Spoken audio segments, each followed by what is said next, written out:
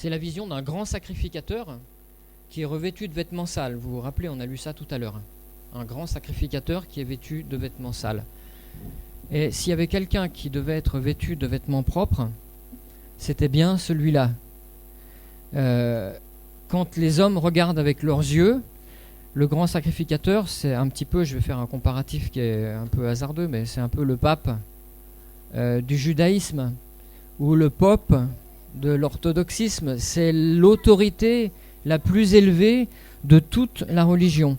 Et il y avait tout un cérémonial au travers duquel le grand sacrificateur, et même les sacrificateurs, devaient officier, faire leur service, offrir des sacrifices avec des vêtements particuliers, en se préparant d'une manière particulière, en se sanctifiant, en se purifiant. Il y avait tout un cérémonial, et en dépit de tout ce cérémonial, eh bien Dieu donne ses yeux au prophète et il lui montre ce grand sacrificateur qui est revêtu de vêtements sales. C'est une image du péché.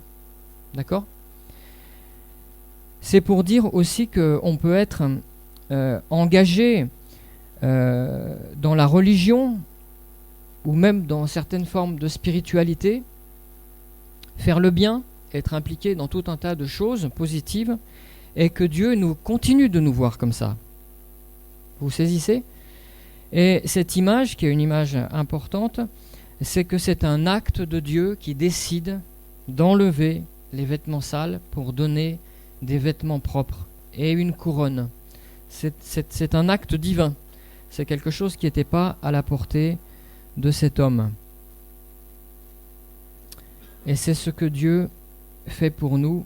Je te revêts d'habits de fête. Amen. On peut donc changer de tête presque en même temps qu'on change de vêtements. Je dis ça parce qu'on se laisse quand même beaucoup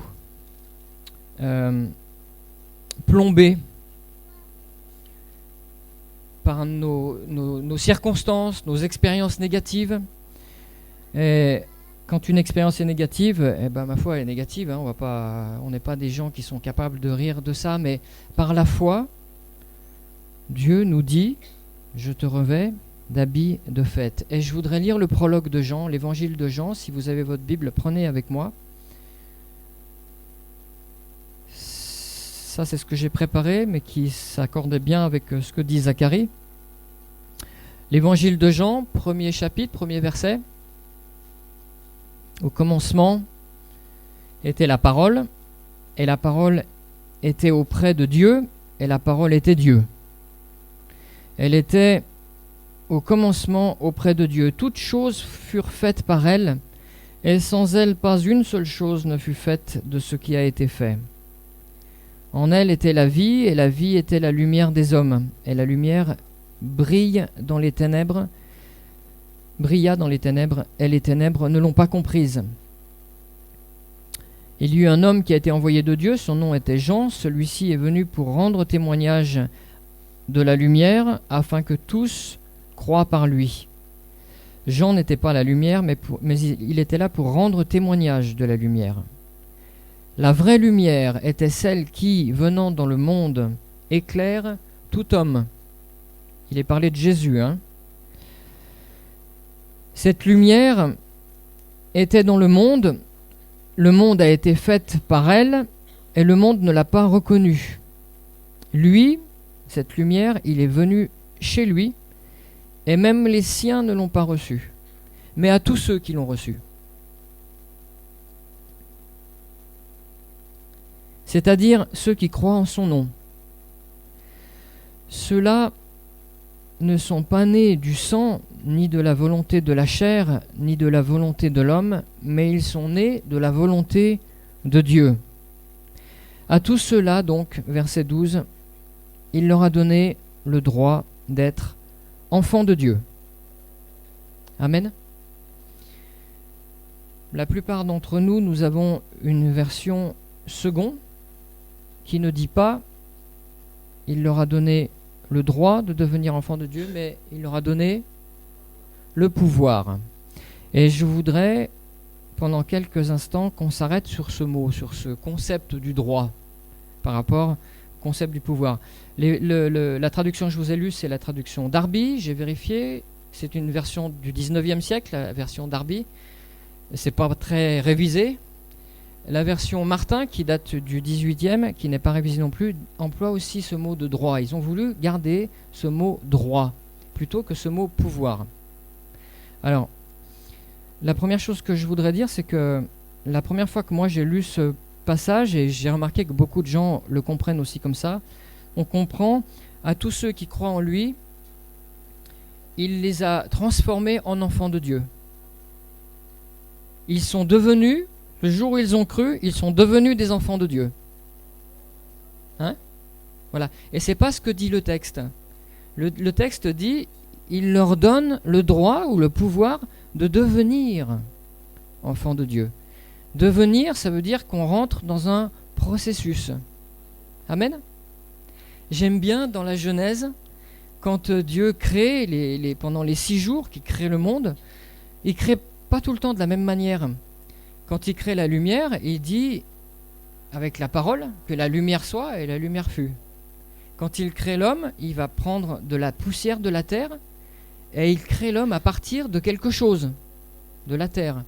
Et puis quand il crée le jardin, c'est écrit, et l'Éternel planta un jardin. Pourquoi est-ce que Dieu n'a pas dit qu'un jardin soit, et le jardin fut? Et toutes ces nuances, elles ont leur importance. Et il faut qu'on accepte que, en dépit du fait qu'au moment de la rencontre avec Christ, on fait un bond en avant extraordinaire, parce que quand la lumière vient, elle est claire, forcément. Alors elle est claire et on voit des choses belles, et puis on voit des choses aussi moins belles. C'est une découverte, c'est un apprentissage, c'est une acceptation. Il faut apprendre à appeler un chat, comme selon les critères de Dieu. Et par exemple, cette vision de Zacharie avec ce grand sacrificateur, c'est voir avec les yeux de Dieu. C'est que ce qui compte, c'est pas les choses apparentes, c'est les choses secrètes. Dieu regarde au cœur, et on peut être dans des situations complètement déséquilibrées. Et Dieu peut tout d'un coup justifier un publicain et puis accuser un religieux. C'est bizarre.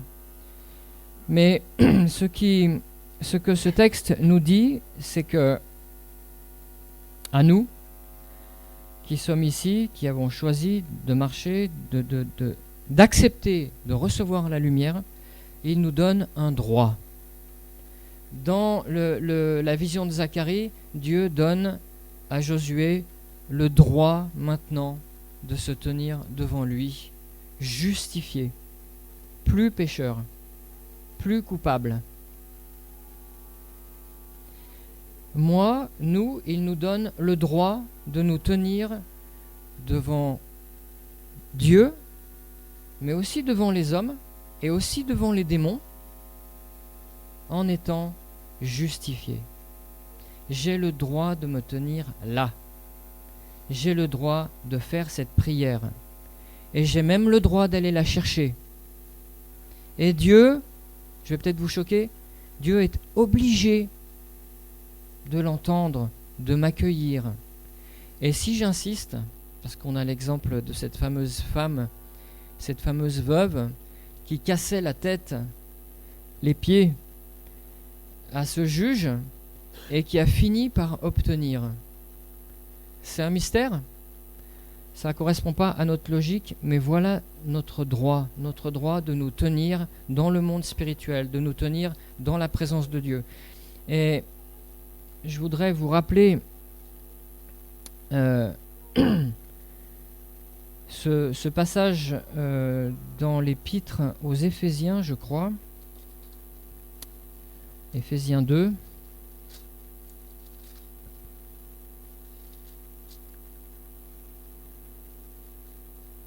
Oui. Enfin, j'avais noté 2.11, mais je n'avais pas noté le livre, alors c'est pour ça que j'ai l'air de chercher. Dans Éphésiens 2.11, l'apôtre Paul s'adresse à des gens comme nous, qui n'ont pas été juifs, et qui donc étaient des pécheurs, et il leur dit, c'est pourquoi, souvenez-vous que vous, autrefois, les nations, c'est nous, Les nations dans la chair, vous étiez appelés incirconcision par ce qui est appelé la circoncision, c'est-à-dire par les Juifs. Vous étiez en ce temps-là sans Christ, sans droit de cité en Israël et étrangers aux alliances de la promesse. Étrangers aux alliances de la promesse. Vous n'aviez pas le droit.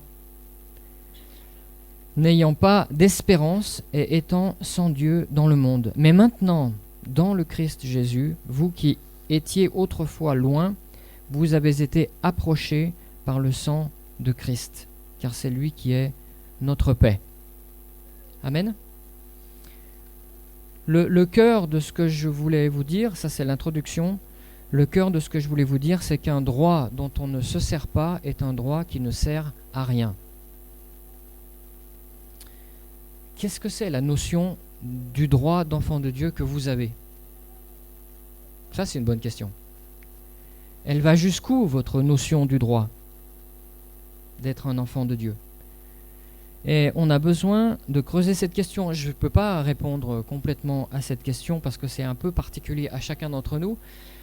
Mais ce qui est certain, c'est que dans l'Ancien Testament, là, on lit dans l'Évangile de Jean, nous, on sait que c'est la Nouvelle Alliance, le Nouveau Testament.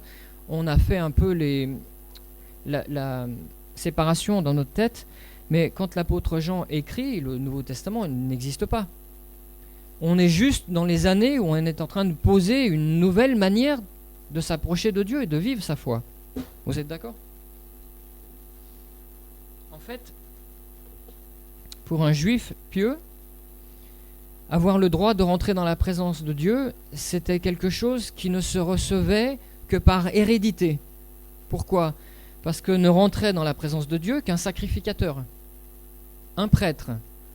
Alors le grand sacrificateur, c'était une fois par an, mais les sacrificateurs, eux, c'était toute l'année.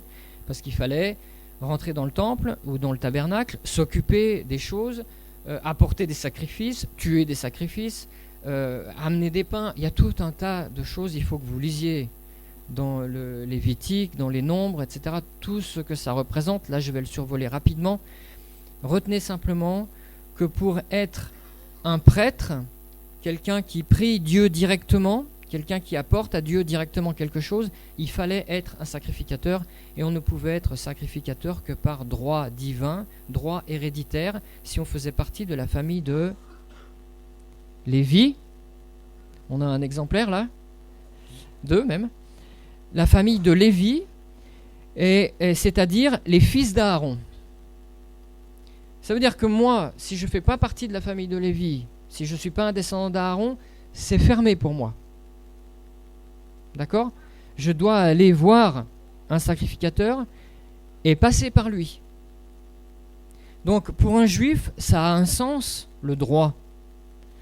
Être un enfant de Dieu, ce n'était pas un concept vraiment bien défini dans l'Ancien Testament.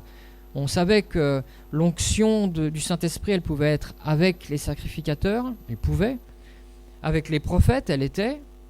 Quelquefois avec les rois, c'est tout. Les juges, quand ils étaient revêtus. Donc tout le monde a bien la notion, quand Jean dit, il leur a donné le droit de devenir des enfants de Dieu, c'est un truc qui s'ouvre comme ça. Vous êtes un Éphésien, un Galate, un Savoyard, peu importe. Vous entendez un discours comme ça, vous dites c'est complètement nouveau. On ne m'a pas appris ça. Même Dieu, il n'a pas dit ça. Même Dieu n'a pas dit ça. Dans toute ma culture, dans toutes mes études théologiques, on en a un petit peu entendu parler dans les prophéties, mais que maintenant on me dise à moi, juste, que le fait de recevoir Christ, d'accepter sa mort, sa justification, ses souffrances, sa résurrection, de le regarder comme les ancêtres ont regardé le serpent d'airain dans le désert, ça suffit à ce que je reçoive et que je devienne, que je reçoive le pouvoir de devenir un enfant de Dieu. On prêche pas assez sur cet aspect de devenir, parce que on engrange le baptême comme un acquis, Tous, hein. Et puis après, on se dit, bon, ça c'est fait. On a l'impression qu'on a passé la porte comme ça, que c'est juste refermé derrière. Tchac, super. En même temps, c'est vrai. En même temps, c'est qu'un point de départ et on peut avoir reçu le droit de devenir un enfant de Dieu et ne pas le devenir. Est-ce que vous êtes d'accord? Alors vous allez me dire, ça dépend ce que tu veux dire par enfant de Dieu en fait. Qu'est-ce que ça a quoi comme sens? Dans le terme enfant de Dieu, on va plutôt évoquer la notion de disciple que la notion de gens qui viennent comme ça, qui écoutent, qui consomment. D'accord? Ce que Dieu veut, c'est une famille. Il a toujours voulu une famille. Dans Éphésiens, c'est écrit depuis la fondation du monde, en fait, c'est prévu. Dieu nous a connus, préconnus depuis la fondation du monde. Depuis toujours, Dieu veut, il peut rayonner tout seul.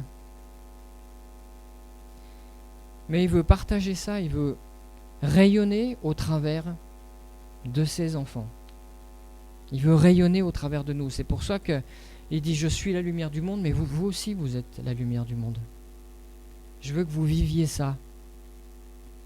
Dans la tension qui dure depuis toujours entre le bien et le mal, entre la bonté et la méchanceté, entre la justice et l'injustice, entre la vérité et le mensonge, dans cette tension, nous, on vient au monde là au milieu.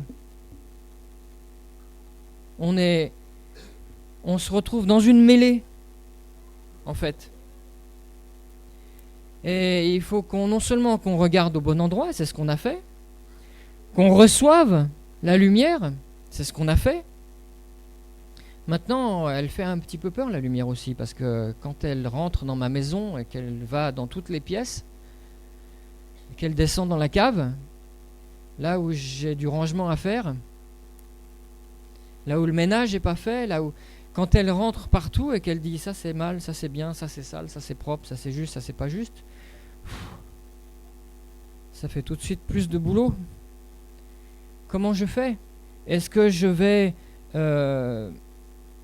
demander à Dieu qu'il vienne juste dans le salon, et puis dans toutes les autres pièces j'ai accumulé, j'ai eu du mal à fermer la porte parce que derrière c'est tout entassé? Ou est-ce que je vais lui dire tu fais comme chez toi, tout est à toi? Et je veux entendre tout. Je veux pas entendre que les trucs bien. On a tous besoin ici, tous sans exception. On a tous besoin que Dieu nous prenne dans ses bras. Mais oui, c'est pas une phrase bateau dans un séminaire de guérison. C'est vrai. On a peut-être même besoin que de ça. Que Dieu nous accueille et d'avoir un contact avec lui, qu'il nous prenne dans ses bras.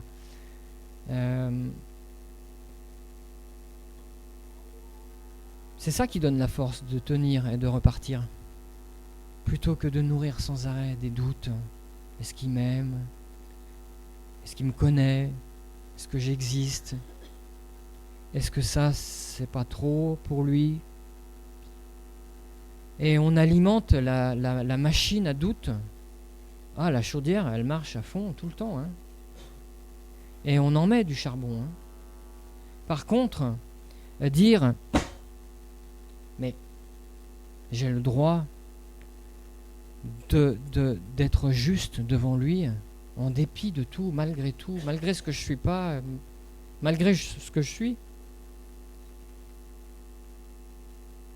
Et c'est cette violence dont Jésus parle.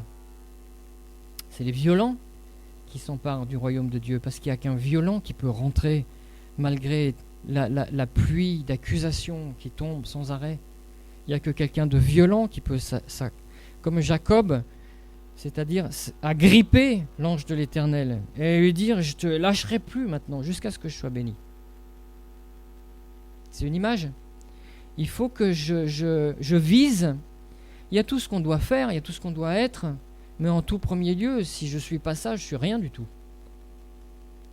Et je ne suis pas un enfant de Dieu. Et je rayonne que des choses noires et tristes.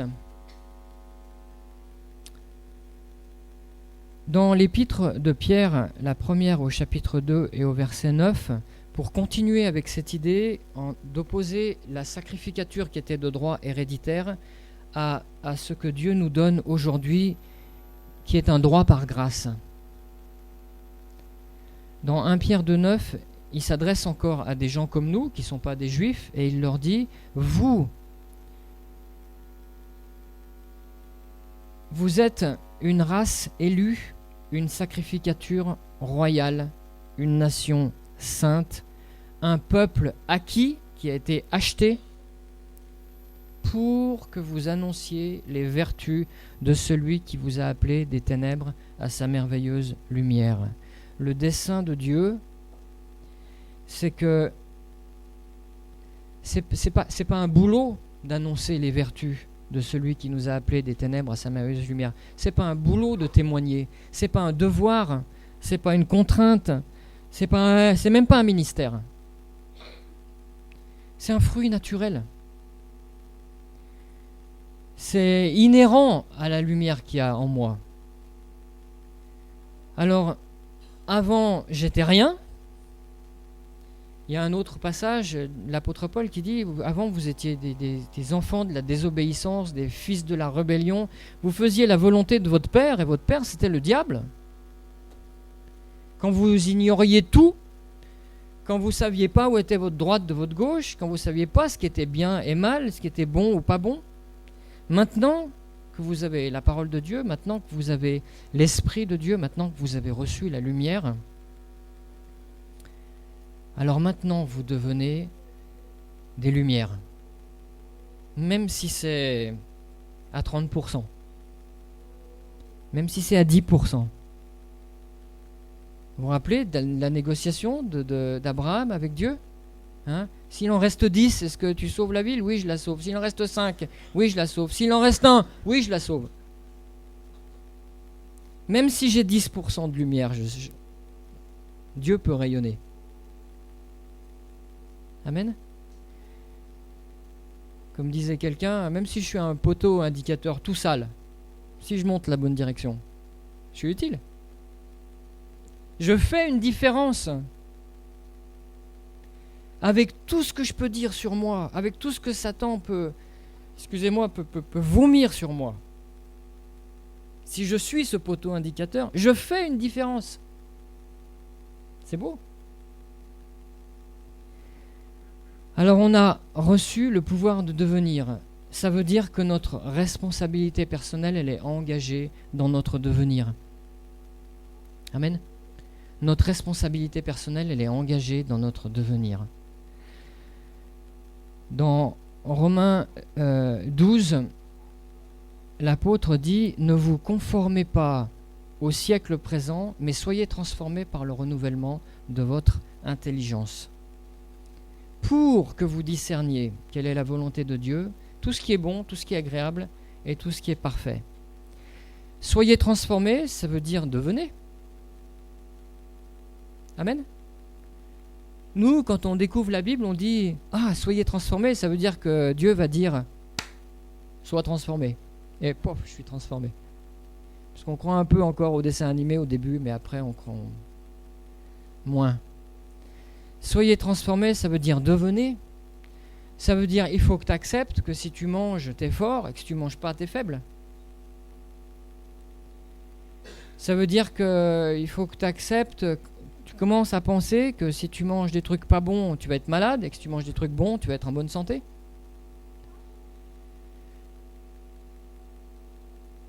Quand l'apôtre Paul dit dans l'épître aux Corinthiens, quand j'étais un enfant, je raisonnais comme un enfant, je pensais comme un enfant.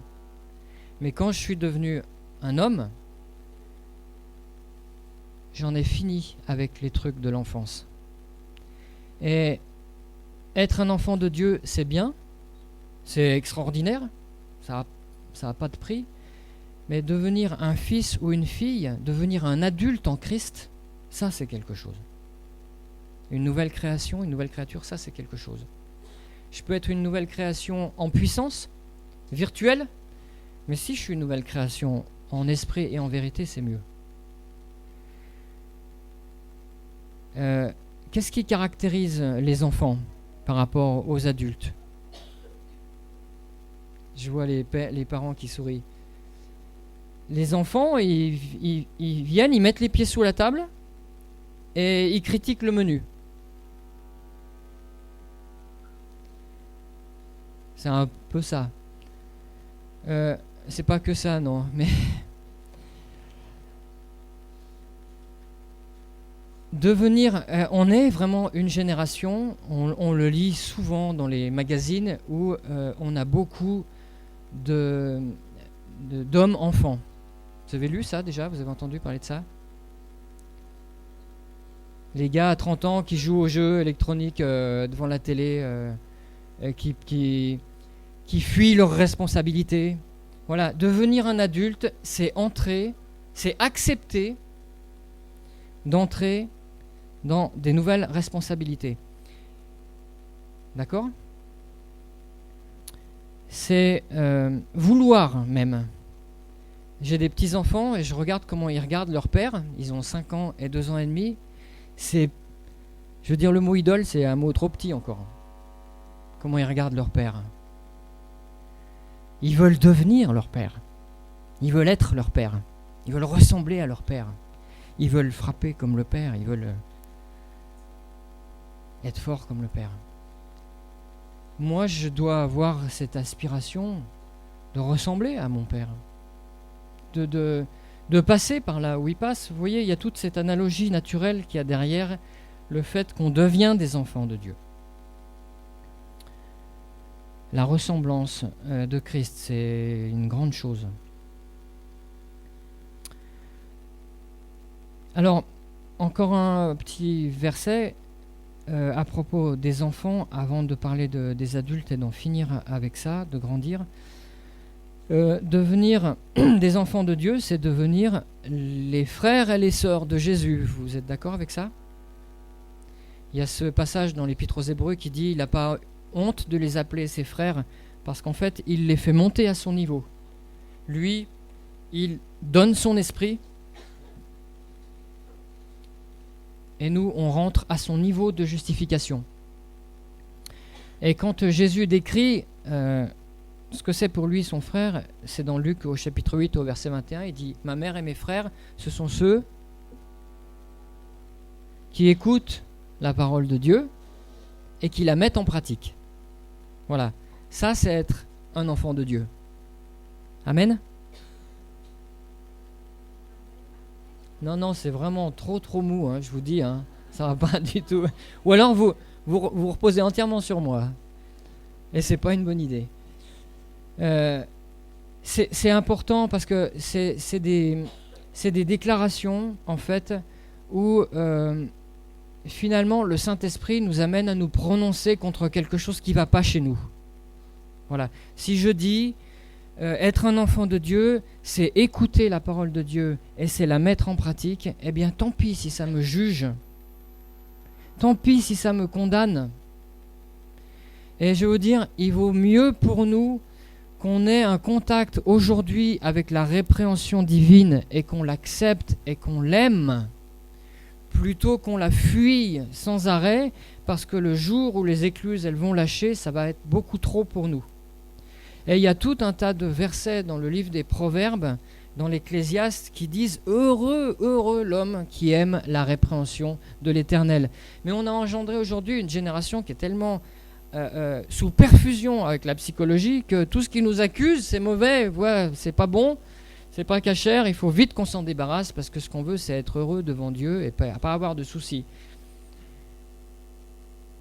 Moi, je suis pas d'accord avec ça. La répréhension de l'Éternel, c'est un de nos biens les plus précieux. Parce que le Saint-Esprit, quand il vient, il convainc le monde de péché, de justice et de jugement, mais il faut aussi que le peuple de Dieu accepte de passer à ce filtre. C'est ça qui purifie. Amen. Vous m'avez plus convaincu là. Vous êtes en progrès. Que tes progrès soient évidents de tous, dit Paul à Timothée. Voilà, je vais en terminer. J'avais noté une chose, c'est qu'on a tous donc cette aspiration vers l'âge adulte spirituel, parce que bon, il y a tout un tas de questions de puissance et d'autorité qui nous intéressent, évidemment, mais tout ça passe par une expérimentation personnelle de la justification. Nous sommes justifiés. Ça veut dire que dans toutes les situations de ma vie, toutes sans exception, je suis légitime. J'aime beaucoup ce mot. Je suis légitime devant les hommes. Je suis légitime devant les hommes qui sont manipulés par les démons. Je suis légitime devant les démons. Je suis légitime devant les autorités. Je suis légitime. Et si je décide de planter mon drapeau à un endroit et de dire ça c'est une terre qui appartient à l'Éternel parce que moi j'y suis et que ma cause elle est juste, rien ne peut résister si moi je suis déterminé. Amen. Il y a cette histoire dans l'Ancien Testament, dans le livre de Samuel, je crois, où les Philistins arrivent pour envahir le pays, et puis il y a un gars qui s'appelle Shama, qui est un des vaillants hommes de David, et puis il y a un champ de lentilles, il a voulu peut-être plus ce passage, et il dit, moi je me mets là, et personne ne passera. Et il se met en travers, et personne ne passe. Parce qu'avec une personne, Dieu fait quelque chose de grand. Une seule. Avec une volonté, une détermination. Si je sais que je suis légitime. Si Satan ne peut pas me dire, il faut que tu t'enlèves parce que toi, tu es un trop gros pécheur. Ou toi, tu n'es pas racheté. Ou toi, tu n'es pas ceci, tu n'es pas cela. Si moi, je suis légitime, rien. Mais il faut qu'on soit déterminé. Dans la prière, dans l'intercession, dans la persévérance. Parce qu'on a tous ces exemples dans les Écritures qui nous montrent qu'avec la persévérance perce tout. Ce qui va nous séparer en tant qu'enfants de Dieu, c'est pas de la psychologie que je vais vous dire, ce qui va nous séparer en tant qu'enfants de Dieu du statut d'adulte spirituel, c'est-à-dire que Christ soit formé dans nos cœurs, c'est la peur des responsabilités, c'est la peur de l'engagement. Et notre génération est frappée par ça. Satan est malin, il travaille longtemps en amont pour récolter des fruits en aval. Et ce qu'on a vécu avec la révolution sexuelle, ce qu'on a vécu avec la révolution des mœurs, avec la drogue, avec tout ce que vous voulez, ça a commencé à travailler l'âme des hommes et à les aplatir et à les dépouiller pour qu'aujourd'hui, quand quelqu'un veut devenir un adulte, quand un homme veut devenir un adulte, c'est plus compliqué. Parce que l'éventail des tentations, l'éventail de tout ce qui a été fait pour détruire l'âme de l'homme, il est tellement grand que maintenant, parlez-en avec des missionnaires, vous pouvez parler avec les serviteurs de Dieu de la génération précédente, on ne trouve plus d'engagement. Les chrétiens ne veulent plus s'engager. Ils veulent plus se faire attraper le doigt dans quelque chose et puis se faire manger le bras, même si c'est par Dieu. On veut tous gérer notre vie, notre temps. Et ça provoque un déséquilibre. Donc c'est la frontière des responsabilités. Laissez-vous manger le doigt, le bras et tout le reste. N'ayez pas peur. Et il paraît que l'exhortation qui revient le plus souvent dans la Bible, c'est « ne crains pas ». N'ayez pas peur de ce que Dieu va vous faire quand il va vous attraper. Mais oui, mais ça c'est un truc que Satan nous dit. Si jamais Dieu arrive à m'attraper, c'est fini. Plus de liberté. Je fais plus ce que je veux, je bois plus ce que je veux, je mange plus ce que je veux. Comment je vais faire? C'est pas vrai? Bien sûr c'est vrai. Donc ça, toutes ces frayeurs arriveront à nous emprisonner dans un statut d'adulte enfant. C'est-à-dire que l'Église va manquer de maturité, d'engagement, parce que dans l'engagement, il y a le sacrifice, et dans le sacrifice, il y a la mort. Mais dans la mort, il y a la vie. Amen. Dans la fournaise, il y a le Fils de l'homme, c'est là que Daniel a rencontré Christ. Donc le monde des responsabilités, c'est le monde des contraintes, du renoncement à soi. C'est le monde où on arrête de s'écouter et où l'intérêt de l'autre devient aussi important que le mien. Amen. C'est, en résumé, tout ce que dit l'Évangile. C'est en résumé tout ce que dit la loi. Tu aimeras l'Éternel ton Dieu avant toi, de tout ton cœur, de toute ton âme, de toute ta pensée. Et puis après toi, non, et tu aimeras ton prochain comme toi-même. Ça veut dire que ton intérêt personnel, ton sacro-saint intérêt personnel, ton Dieu, ton idole, il va falloir qu'elle passe en troisième. Je ne te demande pas de la détruire, je ne te demande pas d'y mettre le feu, je te demande d'entrer dans cette logique. C'est comme ça que tu vas devenir un enfant de Dieu. Parce que moi-même, j'ai fait passer mon intérêt personnel après le tien. C'est comme ça qu'on entre dans l'âge adulte spirituel. Amen.